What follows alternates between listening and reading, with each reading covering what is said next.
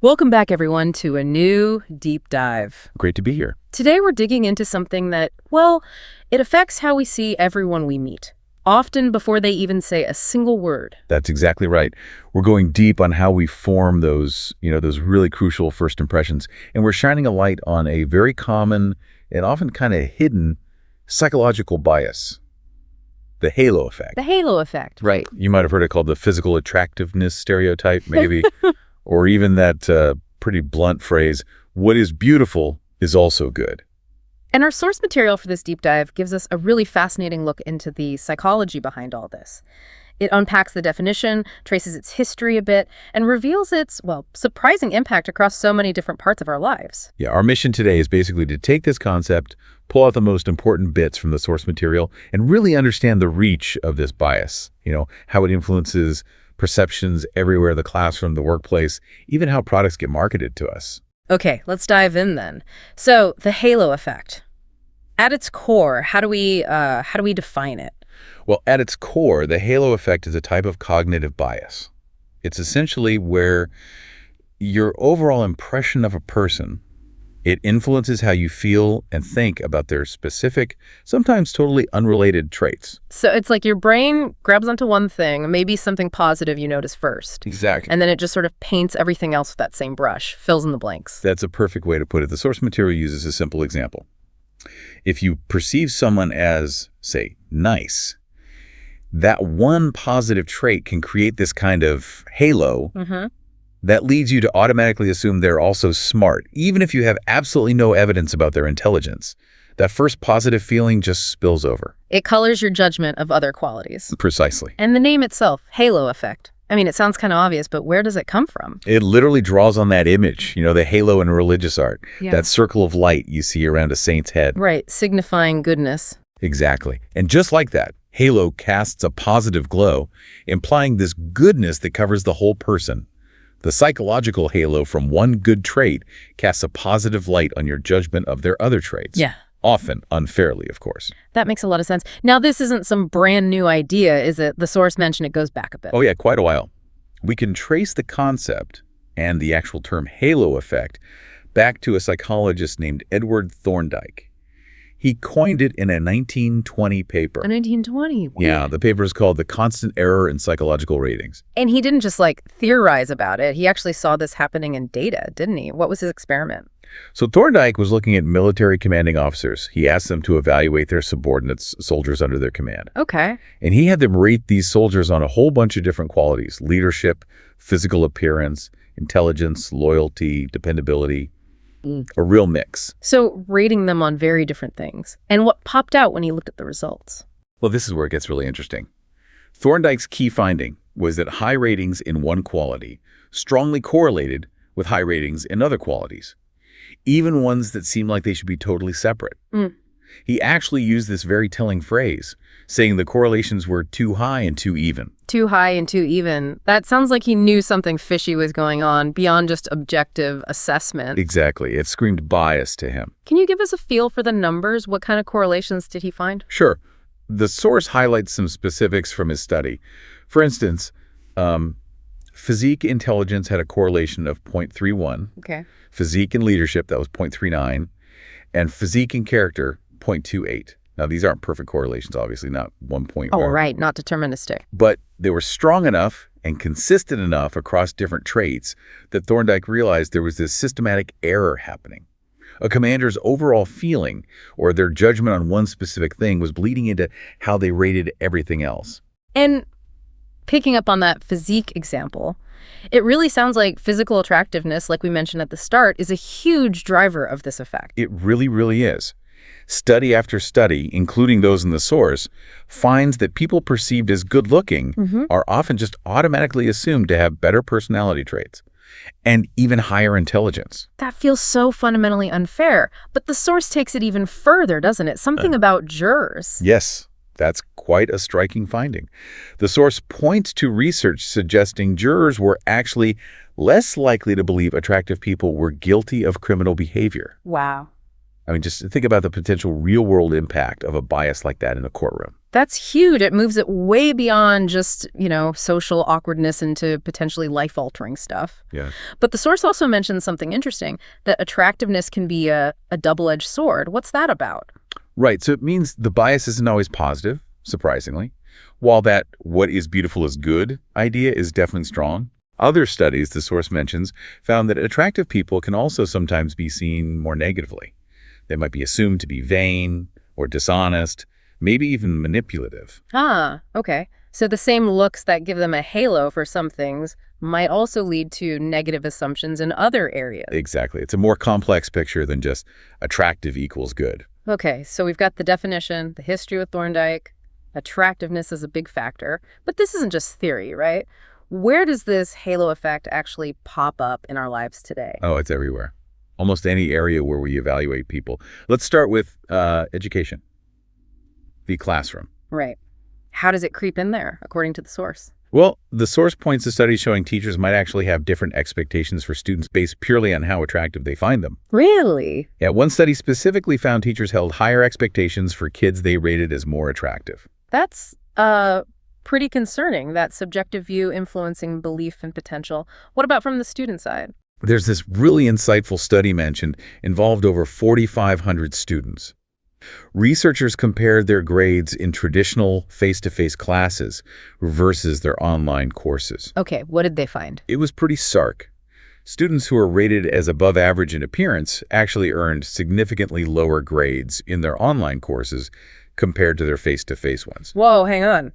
Lower grades online. So when the teacher couldn't see them and potentially apply that attractiveness bias, the grades for the better-looking students actually dropped. That's what the data suggests. It really implies that in the traditional classroom, those attractive students might have been getting a bit of a boost, a positive halo effect reflected in their grades. That really highlights the potential power of the bias. Definitely. And it cuts both ways in education, too. The source also mentions studies on how students see their teachers, an instructor perceived as warm and friendly. Well, students also rated that same instructor as more attractive, more appealing, more likable overall. Huh. So a positive personality trait in the teacher created a halo that even influenced how students perceived their physical looks. Seems like it. The positive vibes spilled over. Okay, so let's shift gears. From school desks to office desks, how does this affect the workplace?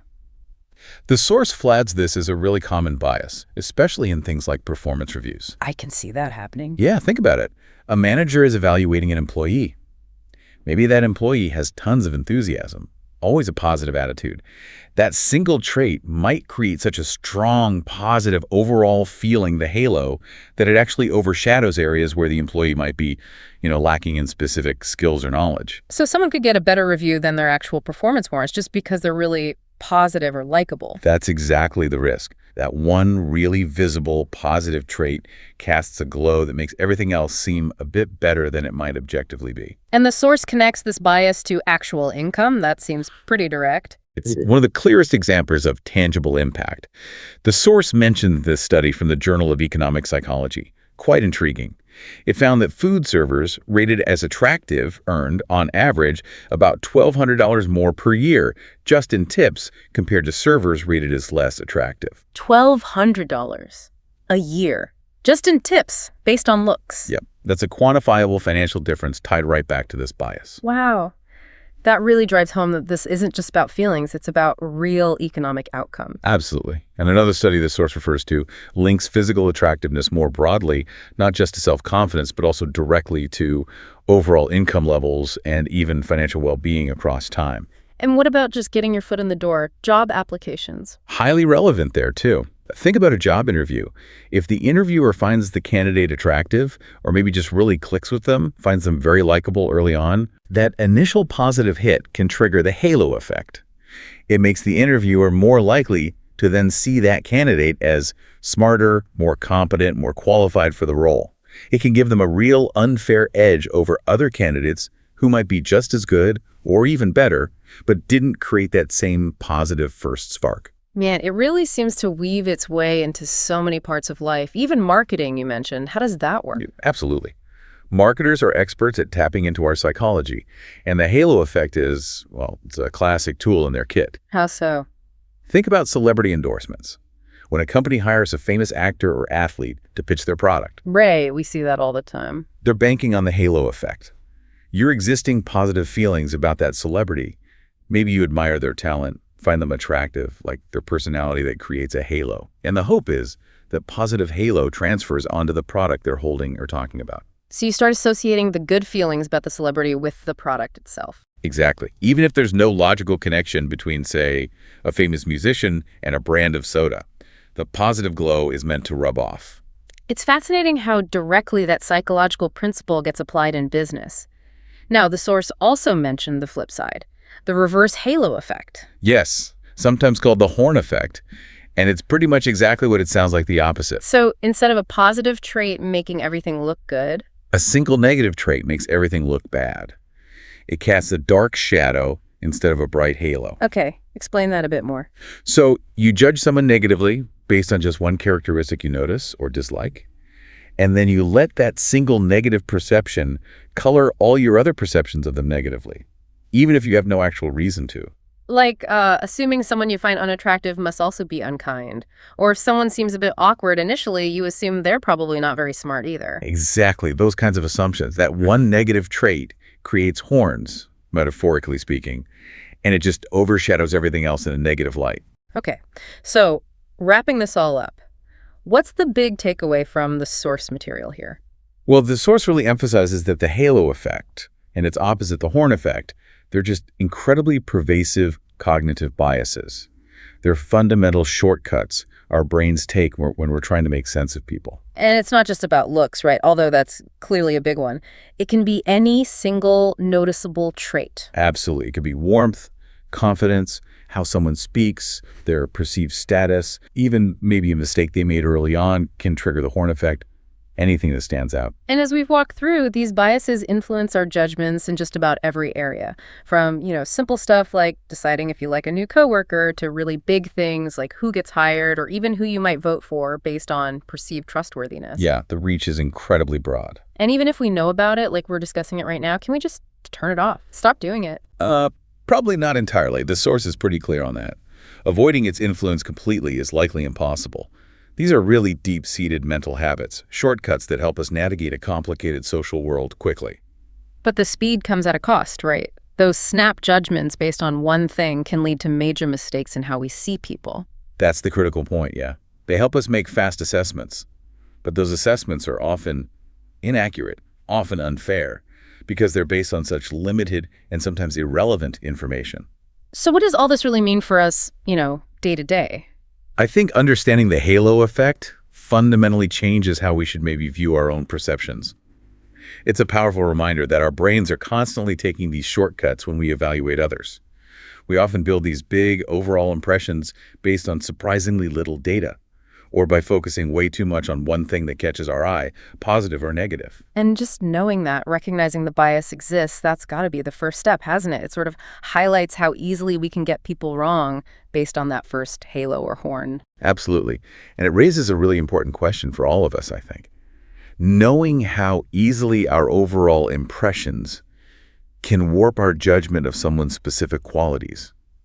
How can we get better at noticing these biases in ourselves? Yeah. And maybe more importantly, how can we actively try to evaluate the people around us more fairly, more accurately in the future? Really try to look beyond that initial glance at that first interaction. It's definitely something to keep in mind the next time you find yourself forming a really quick opinion about someone. Maybe pause and ask, okay, what one thing might be driving this whole feeling?